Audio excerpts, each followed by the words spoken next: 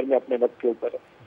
طلعت حسین صاحب، جس طریقے سے ہم دیکھ رہے ہیں کہ پی ایم ایل این نے بھی اور ان کے اتحادیوں نے بھی اپنے پلان اے بی سی کا اعلان کر دیا ہے، تحریک عدم اعتماد لانے کا اعلان کر دیا ہے پنجاب اسمبلی میں، آپ کے خیال میں عمران خان کو اسمبلیاں تحلیل کرنے کا سیاسی فائدہ کیا ہوگا یا صرف اور صرف نقصان ہوگا؟ دیکھیے، عمران خان صاحب نے بنیادی طور پہ جس میں پہلے گزارش کر رہا تھا کہ عمران خان صاحب نے اپنے آپ کو ایک ایسی بند گلی میں کھڑا کیا ہوا ہے جس کے اندر وہ دیوار کے ساتھ ٹکر مار کے اپنے آپ کو زخمی کر سکتے ہیں اور ساتھ یہ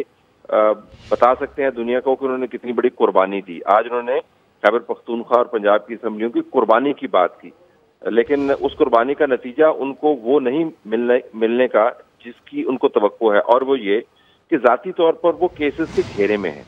ان کی مبینہ بیٹی کا کیس موجود ہے، توشہ خانہ کا کیس موجود ہے، فارن فنڈنگ کا کیس موجود ہے، بیسیوں اور ایسے معاملات ہیں جن کی جواب دہی عمران خان کو کرنی ہے۔ وہ بنیادی طور پر سیاسی ایک ہنگامہ کھڑا کرنا چاہتے ہیں اور اس ہنگامے کو پھر وہ کورٹ کے پاس لے کے جانا چاہتے ہیں۔ دیکھیں، اب جو کیس چل رہا ہے سپریم کورٹ کے اندر، اس میں محترم جج صاحبان میں سے ایک کی آبزرویشن اگر آپ دیکھیں تو بات یہ بھی ہو رہی ہے کہ پارلیمان کے اندر سے اگر اپوزیشن نکل گئی ہے تو یہ ادھوری پارلیمان ہے۔ ادھوری پارلیمان جو ہے وہ قانون سازی کیسے کر سکتی ہے، ادھوری پارلیمان کے فیصلے کتنے مؤثر ہو سکتے ہیں۔ تو عمران خان صاحب کا خیال ہے کہ وہ سیاسی بھونچال پیدا کریں۔ ایک فائدہ ان کو یہ ہوگا کہ ذاتی کیسز ہو سکتے ہیں وقتی طور پر ڈائلوٹ ہو جائیں۔ دوسرا ان کو فائدہ یہ ہوگا کہ کورٹ کے اندر جا کے آرگومنٹ کیا جا سکتا ہے کہ دیکھیں جی، قومی اسمبلی جو ہے اس کے اندر سے ہم نکل گئے ہیں، 123 سیٹیں ہماری خالی ہو گئی ہیں، ادھر پنجاب اسمبلی موجود نہیں رہی، خیبر پختونخوا موجود نہیں رہا، تو اب آپ نئے انتخابات کرائیں۔ یہ عمران خان کی پلاننگ ہے، لیکن دو تین بہت اہم کیویٹس ہیں۔ ندیم نے بھی اس کی طرف اشارہ کیا، میں اس کو ذرا مزید ایلیبریٹ کر دیتا ہوں۔ دیکھیں، جب اگر آپ عمران خان کی خواہش کے مطابق اسمبلیاں مفروضہ بنا لیتے ہیں کہ تحلیل ہو جاتی ہیں، تو پنجاب کے اندر آپ نے پھر انٹرم سیٹ اپ لگانا ہے۔ انٹرم سیٹ اپ لگانے کے لیے جو آؤٹ گوئنگ چیف منسٹر ہے اس نے اپوزیشن حمزہ شریف کے ساتھ انہوں نے مل کر انٹرم سیٹ اپ کے نام تجویز کرنے ہیں جس کے اتفاق رائے نہیں ہونا، پھر کمیٹی بننی ہے، اس کمیٹی کے اندر بھی اتفاق رائے نہیں ہونا، پھر وہ تین نام جو ہیں انہوں نے سیٹ اپ کے لیے بھجوانے ہیں الیکشن کمیشن کو۔ اسی الیکشن کمیشن کو جس کو آج عمران خان نے دوبارہ لتاڑا اور مسلسل لتاڑ رہے ہیں، اور اگر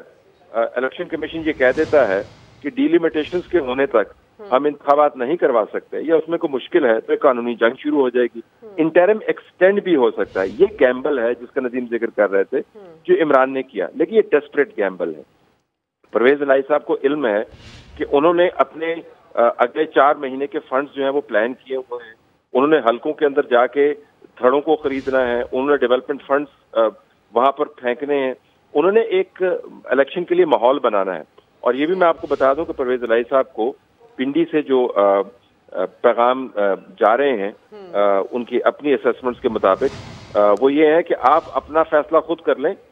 آپ ہم پر تکیہ نہیں کریں، لیکن پاکستان جس طرح ندیم بھی فرما رہے تھے متحمل نہیں ہو سکتا ایک بڑے بحران کا۔ تو پرویز الہی صاحب نے ایک کان اس پر بھی رکھا ہوا ہے۔ تو یہ اتنا آسان کام نہیں ہوگا عمران خان صاحب کے لیے کہ 7 بندے بٹھا کے انہوں نے اسمبلیاں ڈیزالو کرنے کا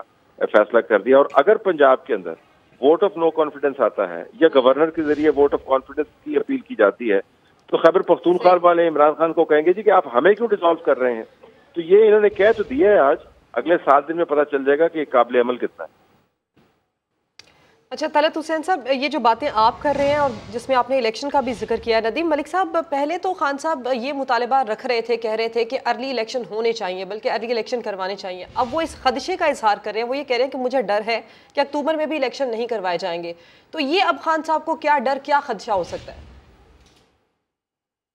وقت پہ ہونے چاہیے، کوئی ایسا چور راستہ نہیں ڈھونڈنا چاہیے جس سے 1.5 سال کے لیے اس کو ایکسٹینڈ کروانے کی کوشش کی جائے، کسی اکنامک ایمرجنسی کے نام کے اوپر یا بحرانی کیفیت کے نام کے اوپر سپریم کورٹ سے رجوع کیا جائے کہ آئینی شک کے اوپر عمل نہیں ہو سکتا، اس کو اوائڈ کرنا چاہیے۔ لیکن پریکٹیکلی جو گراؤنڈ کے اوپر چیزیں ہیں ان کا بھی تجزیہ صحیح رہنا چاہیے۔ پہلے تو اکانومی ہے جس کو بچانا ضروری ہے، IMF کا پروگرام ریوائز کرنا ضروری ہے تاکہ ہم اس بیلنس آف پیمنٹ کے کرائسس سے نکل جائیں۔ پاکستان کو ڈیفالٹ کرنا ہم افورڈ نہیں کر سکتے، اور پاکستان کے ادارے بھی آئی تھنک اس معاملے کے اوپر کسی کنفیوژن کا شکار نہیں ہے، وہاں پہ بھی کلیئرٹی ہے کہ اس مشکل سے پہلے نکالنا ہے پھر الیکشن دیں گے، اور وہ 6 ماہ سے پہلے یہ کچھ سین مجھے الیکشن کا بنتا نظر نہیں آتا۔ دوسرا طلعت صاحب نے ایک دوست نقطہ ابھی انہوں نے ہائی لائٹ کیا، اس کی طرف اشارہ کیا